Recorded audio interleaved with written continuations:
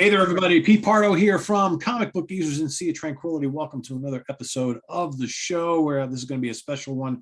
We're going to be running on both channels this week for all of you to see. And in the co-captain's chairs tonight, we've got Mr. Craig Kaminski and Mr. Rich Catino. What's happening, gentlemen?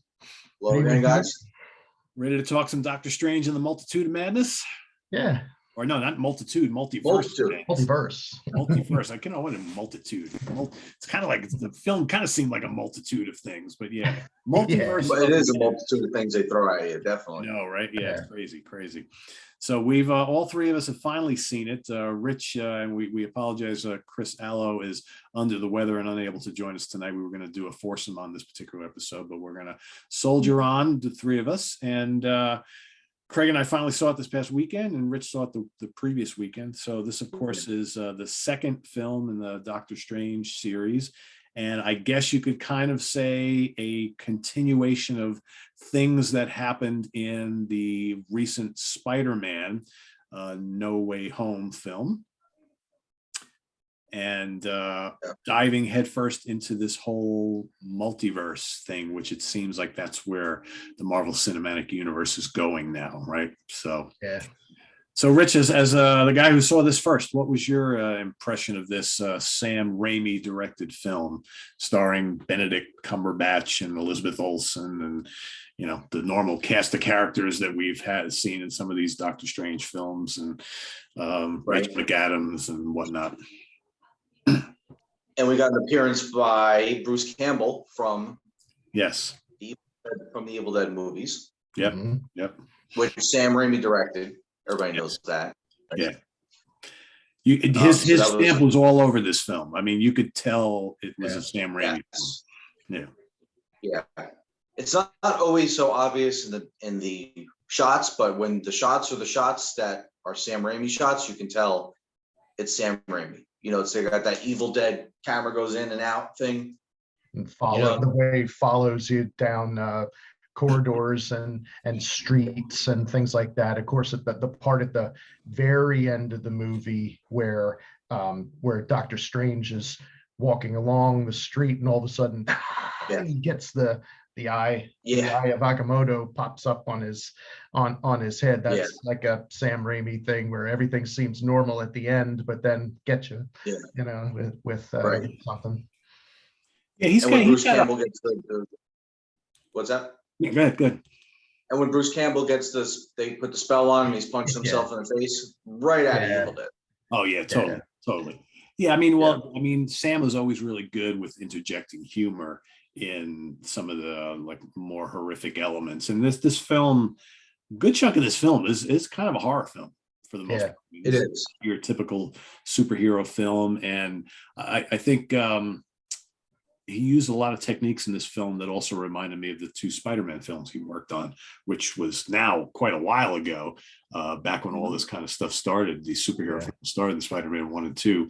I think a good film that kind of continued where we're going in this universe. But I would think for some viewers, some of this might be a little confusing, right? With all these different... Well, that's what I was going to say about it. It's confusing because it shows you, it gives you a little bit of what happened with the Spider-Man movie. But then when it gets into Wanda, that's good because they show you clips from the TV show, right? Yeah. And how she has the two kids and what she wanted to have for her life, and that's why she did what she did in the TV show. Yeah. But aside from that, if you don't know the TV show, which was good to get those kind of clips, if you don't know the TV show, then you're lost. Well, it's besides WandaVision, if you don't know that, or some of the happenings from Loki, or some of the happenings from the What If cartoon. Correct, and that's why I was a little. There's a lot of things we didn't get any of that in there. You know, there wasn't any. They didn't mention anything about that or show anything about those shows, and that's all part of this multiverse, and it's part of the story going forward. So you got it for Wanda because I know she was the main villain anyway. She was the protagonist with going against Doctor Strange, but they did it with the Loki show because of the introduction of the concept of the multiverse. And for those who haven't seen it, the Loki show actually, there's in one of the earliest episodes of it, there's a little cartoon character, Miss Minutes, the clock, which gives a really nice explanation of the multiverse, where it has everything is on a nice line, and then things can diverge, or what they're referring to it now in Doctor Strange as an incursion. That was the word that they were using, that they used with this, where something is fracturing off of its intended timeline. And they said that at the end too. What was her name? Charlize Theron's character. She says that word too, right? Clea. Yeah. Clea, when she makes the cut and for the incursion. But if it's an incursion, then why is it explained as a multiverse? And then Kang has his own explanation, because he changes. What was his purpose when Kang shows up in Loki? He's the time. He's like the I forget what it's called. He who remains. He who remains. Yeah, and but he has something. If there's the clock and there's the clock with the hands moving, he has something to do with the timeline of things, right? Yeah, he was supposed to maintain the status quo. The main timeline where things splinter off from the timeline. Yeah, and he was supposed to kind of maintain that, but then in the Loki show, he explains that he met other versions of himself from alternate. Like there's other versions of Loki. Of Kang that would show him how to jump between, and he explained it that some versions of himself were scientific and beneficial, but then other versions of himself were evil and wanted to conquer the other realms. I mean, he didn't come out and say, "I am Kang the Conqueror," but people in the know of the comics, people certainly like Pete, that's that guy.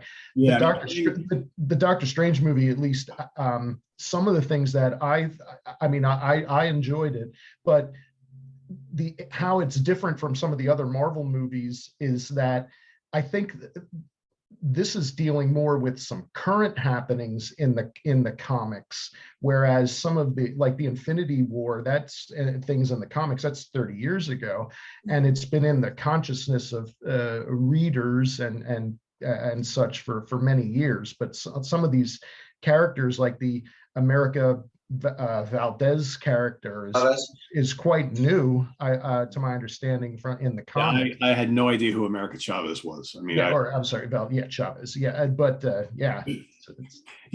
doing that quite a bit now, because I think that they don't want to, for like, say someone like me, right, who was reading comics back in the early mid 70s and all throughout the 70s up to very early 80s.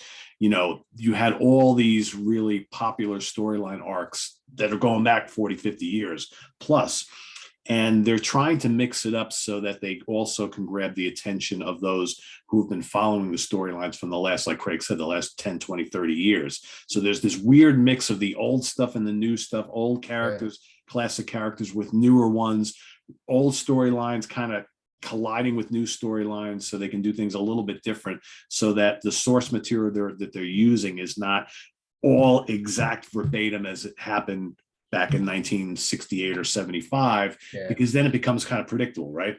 Right. So they're trying to keep us guessing what they're going to do. They're going to throw you enough things that but it's not all going to be exactly as it happened in the comics, because then why go see the film? We know exactly what's going to happen, right? So I think that's kind of where they're going here. But yeah, I mean, I really enjoyed this. I think because it was different. Sometimes I like all these films, but sometimes they can be a little samey from film to film. And here, you had Wanda, who, interestingly enough, let me know if you guys agree with this. When I got done seeing this film, and they kind of built this up too in WandaVision, it's almost as if the way we saw Wanda in this movie, who is obviously, she's under this impression that she's trying to save her kids, wants to be reunited with her kids, that we all know aren't real, that she created. right? She created them. But in her mind, because she's being taken over by the Darkhold, she seems to think they are, right? But you notice how powerful she has become and how the power is overtaking her, turning her to the dark side. It's almost like she's like, in a weird way, the current version of Phoenix.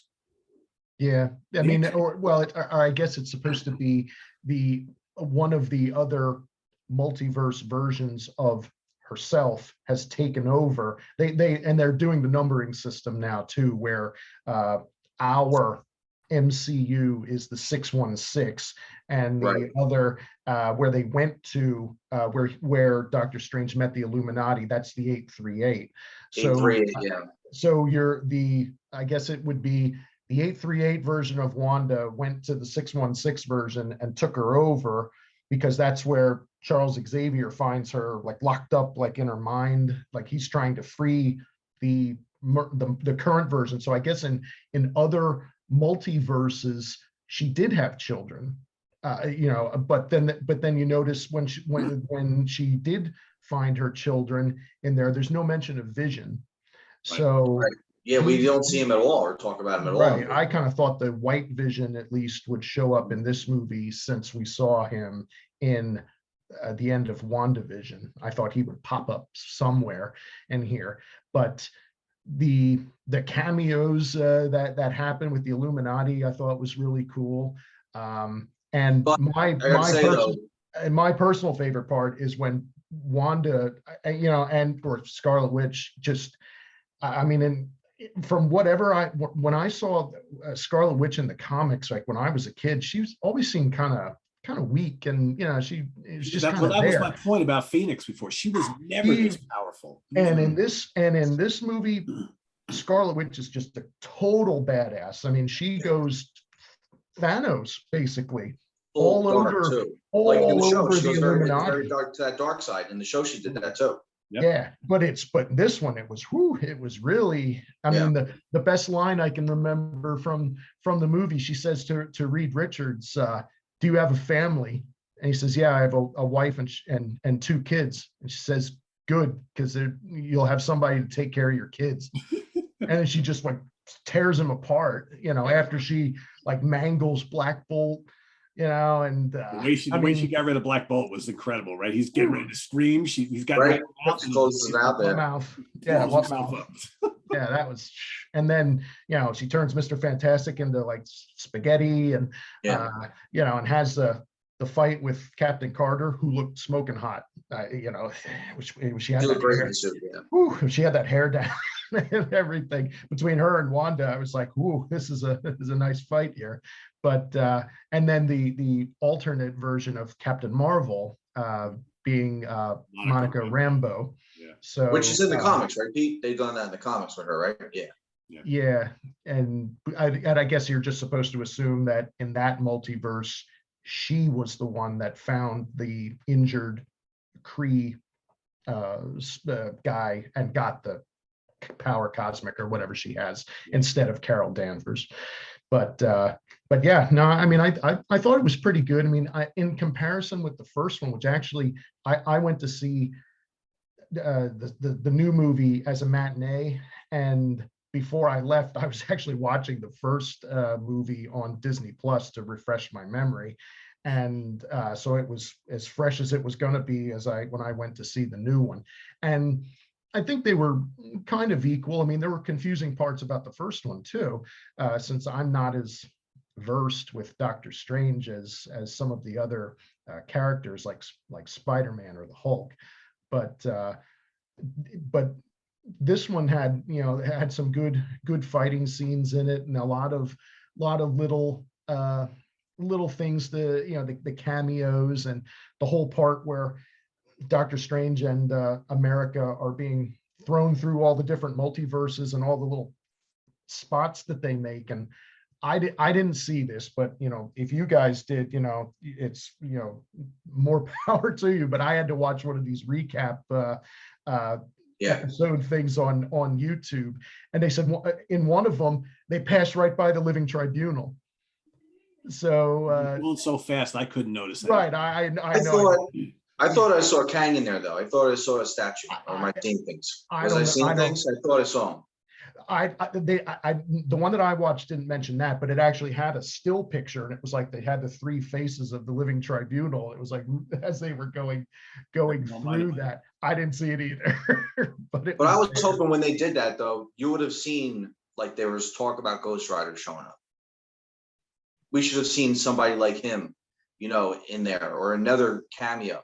We only got the Illuminati as those cameos. They talked about all these cameos, and you didn't get a bunch of them. You got a handful, small handful, you know? So I was disappointed by that. But at least they've introduced now that these characters will now they're dead in the 838 multiverse. But they're in the universe, though. They're gonna have to grab them from. They're gonna have to grab Reed Richards from somewhere else. But you know that you have Reed Richards and the concept of all the X-Men. You know, I think it makes it easy because now you don't have to explain them. We know they're out there. They're in the comic books. We know we know they're Marvel characters. So this is the easy way to say, okay, we know they're here. They've always been here. This is just another version of them on another Earth. Yeah, you know, which was you in one fell swoop. You know, you've introduced Fantastic Four, Inhumans, and the X-Men by saying they all exist. Right. And the last Spider-Man movie introduced the concept that the other versions of Spider-Man are real. So you've got all those villains and other Spider-Men that have already been introduced. So they've got a lot of explains a lot of pies spinning around in the air. And from what I read, it's leading to, besides the Multiverse War thing with Kang, they're doing the Secret Wars, and it's not the 80s version of the Secret Wars like that. Second one. It's the more recent one, where to my understanding, I didn't read it, but it's like Dr. Doom takes over like everything, and so I think they're leading up to that. So it depends on how soon they want to introduce that, because you can't do that unless everybody knows who Dr. Doom is, right? So it's almost weird, because I heard that they're going to do that sooner rather than later, but the Fantastic Four film is not supposed to hit till 2024, I think, right? That sounds right. So it's like, because I read both Secret Wars, and in the second one, you're absolutely right. Dr. Doom is the big, strong baddie, and he even freaking kills Thanos in 2 seconds in that one, in the comic. So it's like, I'm not sure where they're going to go with that. So we'll have to see.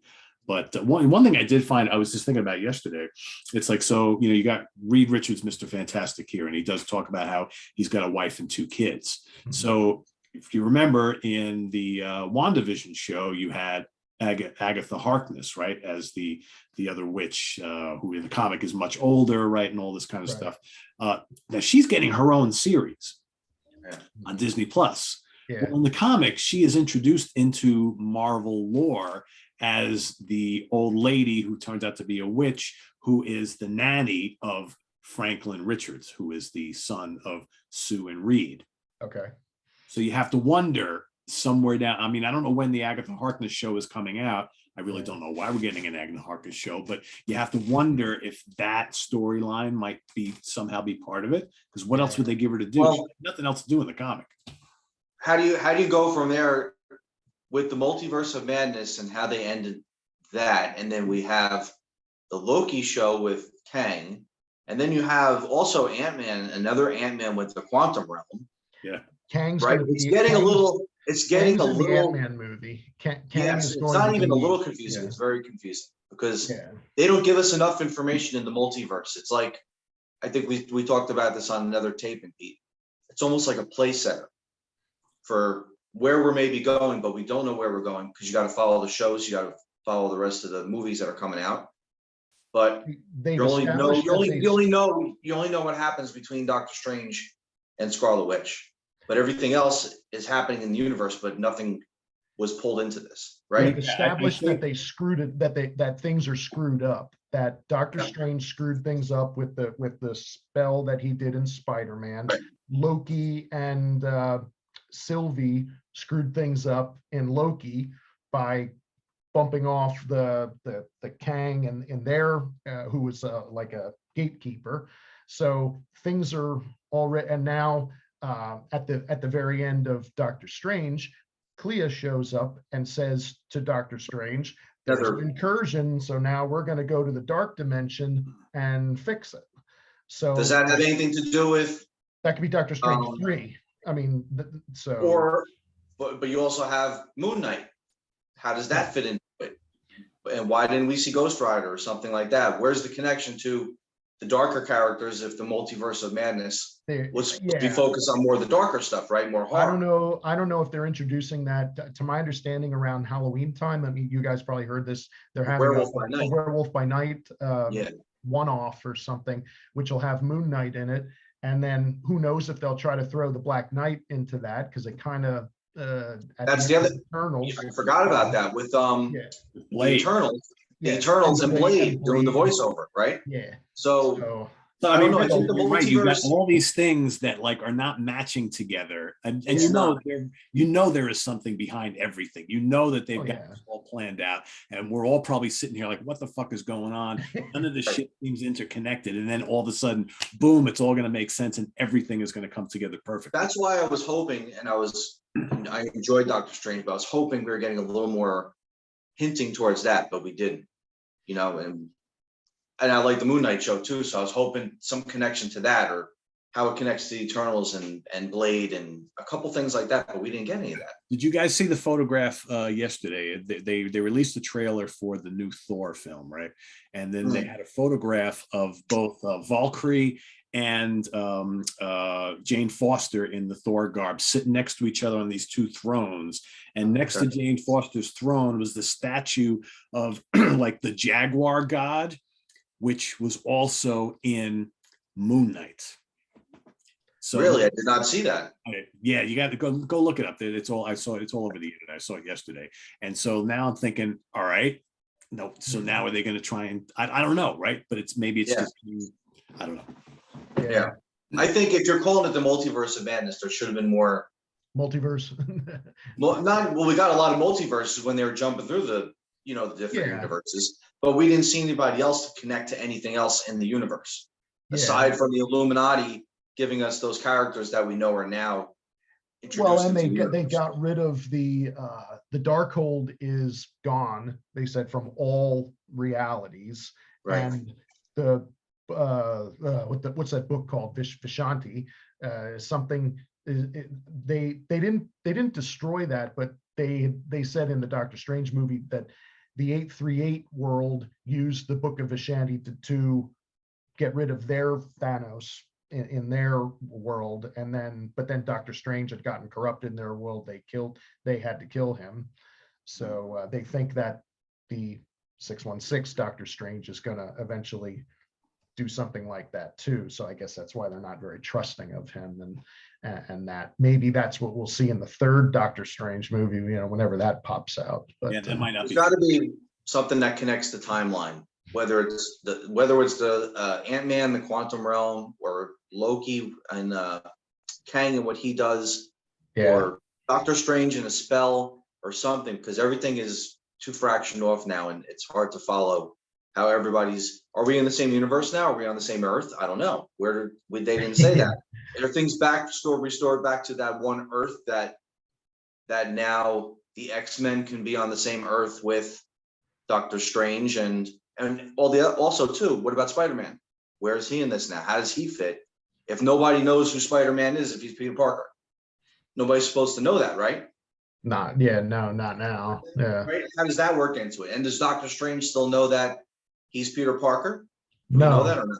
No, even he didn't know, because he doesn't know either. He knows of Spider-Man, but he doesn't know. But he doesn't know who Peter Parker is. But he's in this reality, and I would assume Moon Knight is, right? Because it seems like all these things are happening in the present; they're not in the past, right?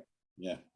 Well, it seems like maybe when they do the proper Fantastic Four, that they can explain some things with the super smart people like Reed Richards and Dr. Doom will be enlisted to fix the problem. Right now, the timeline. Yeah, because what universe we're in and what Earth we're on. Because I think I had read something that it said, well, that's how Kang is able to travel time because he multi-purposed something that Reed Richards created in another reality or something like that. So You think Scarlet Witch is actually dead? no, No. they showed that there was like a little red when that castle Wundagore was crumbled, that there was like a little bit of red like on the bottom or something. So maybe she put a shield, who knows, put a shield or something. Yeah, I hope not. I mean, I think she's been a really good character, and She has, but you have to wonder up. now that she went to the dark side and all this kind of stuff, if maybe they're Yeah. just, all right, we defeated her, that's done. Because I don't see Vision coming back either. Or maybe White Vision will, I don't know. But yeah, it's really interesting because I the more I think about it, you know, in years past, we had everything leading up to the whole Infinity War saga with Thanos, right? It was right. It was easy to follow. That was easier to understand. All the shows led to that. And, you know, all the movies led to that. I have to wonder if that they're not going to do that same approach going forward, that they're going to take all these films and all these shows and they're going to go off in a couple different directions now, because now you've got all the cosmic stuff that's set to happen. So you got the business with Thor and the Guardians and the Eternals. They've already introduced Eros and Pip the Troll at the end of Eternals, right? So you figure Adam Warlock is around the corner and whoever else. So that's out in space. You've got to deal with the Kang thing and the multiverse and quantum and all that. Which he's supposed to show up in the quantum realm, right? That's what I've heard. Yeah. You've got that. I've heard that Spider-Man is going to be more grounded in stuff that's happening here on Earth. Wait, hold that thought. So that means maybe since Daredevil was introduced into the new Spider-Man movie and he's getting his own show, does that mean that Spider-Man is now he could be in his show? Could be because that's a more grounded character, and Daredevil could bring in the other Defenders or maybe a Moon Knight, right? Yeah. So if this is the present timeline, then Spider-Man can be in his show and vice versa. Daredevil can show up in his movie. Yeah. I think doesn't the new Guardians movie next year also, that has High Evolutionary, right? Yeah. So what's that? I don't even wait. There's another thing. Yeah, I think it's another like cosmic being, like really like the Celestials, like Galactus and stuff. Yeah. Like so, does that connect to Secret Wars or something then? Probably not. I don't know. No? It's his own thing. That's what I'm saying. I think they're instead of having one central storyline where this is all leading to, there might be 2 or 3 happening. That's because, you know, where's the Captain Marvel stuff? Where's that going to go? Because you still got the whole Skrull thing. There's the that too. Yeah, with Fury stuff and yes, Nick Fury, right? Secret Invasion. They're calling. Yeah. So there's a lot going on. So I don't think that they're having everything lead to one place. I think there's going to be like 3, maybe 4 main things going on, and you're going to have various heroes and things involved in some stuff. And so instead of everything revolving around Thanos and all the movies and all the characters revolving around that, there's going to be different things going on. They're going to separate them all. I have this feeling we won't see an Avengers film for a long, long time. Yeah, well, or maybe by doing that the young multiverse. Avengers, or that young Avengers to use Scarlet Witch's kids and the new Ms. Marvel show, right? Yeah, that looks awful, by the way. I didn't see a clip of that yet. The Thor trailer looked too corny. I thought myself. I wasn't too interested in that either. And She-Hulk, I saw that trailer that just came out. That's another character to add. So I don't know how that's going to be. That looks a little too silly too, I think. I thought that looked pretty good from what I saw from She-Hulk. I mean, I like the actress that's playing She-Hulk, Tatiana Maslany, but from Orphan Black. But and then in that you have Abomination is coming back. And Daredevil's supposed to be in there too because he's a lawyer. He's supposed to show up.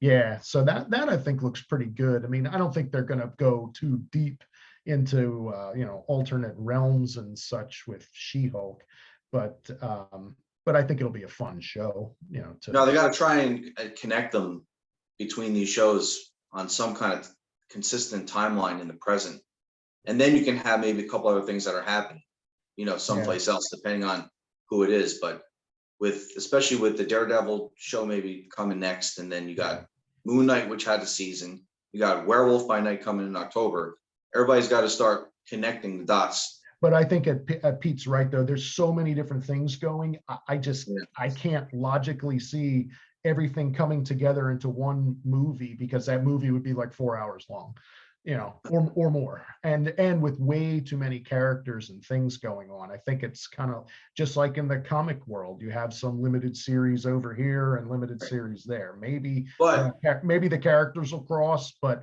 they're two separate stories.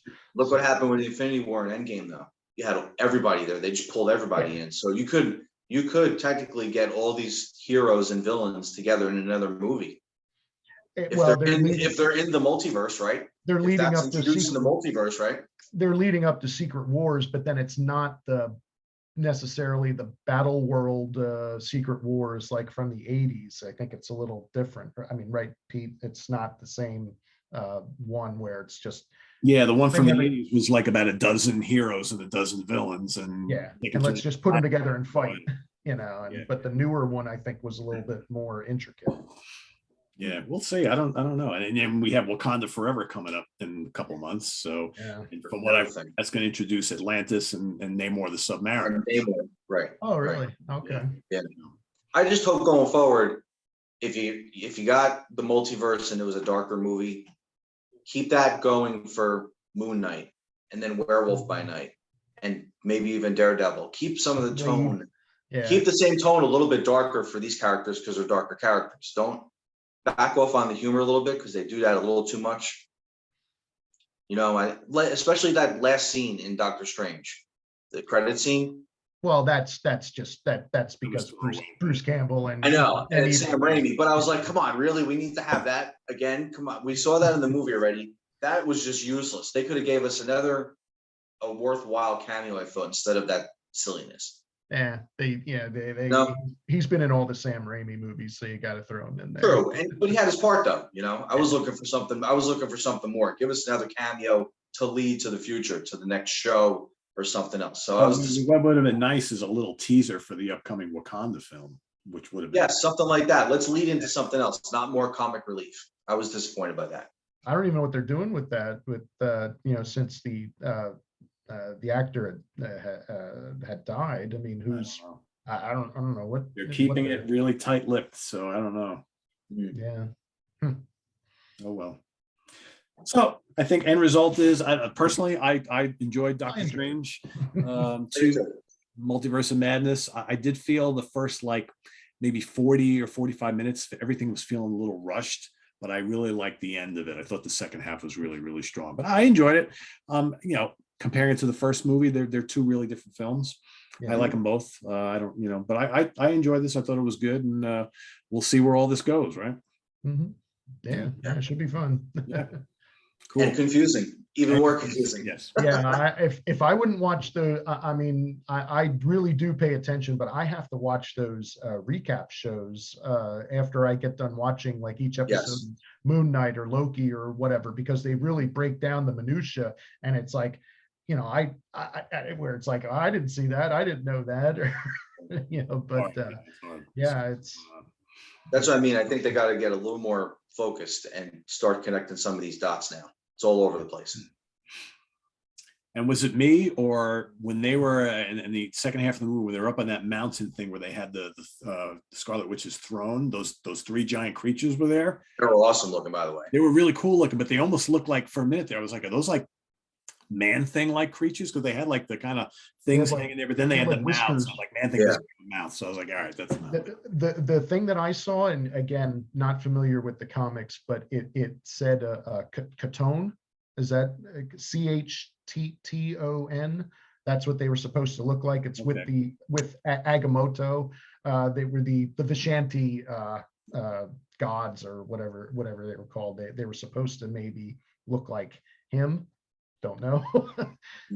But then that octopus in the beginning was an octopus creature in the beginning of the film was a Doctor Strange villain or monster from the very, very early Strange. What's his name? I was looking him up. Yeah, I forget what it's called. It began with a D.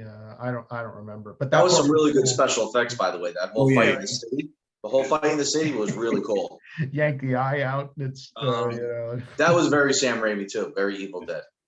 Yeah. I can't think of the monster's name. Cool name. Yeah, I don't remember what it was called, but yeah, pretty cool. Yeah. So there you have it, everybody. Our breakdown filled with spoilers on Doctor Strange 2 Multiverse of Madness. If you haven't seen it, go out and check it out. If you have seen it, let us know what you think in the comments below.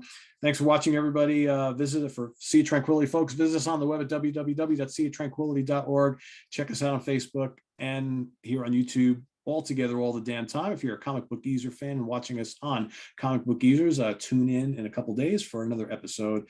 Wild Bill will be back, myself and him showing us some cool comics. And I want to thank Craig Kaminski and Rich Catino today for getting on here and talking about the film. And we'll see you all next time. Take care. Bye-bye.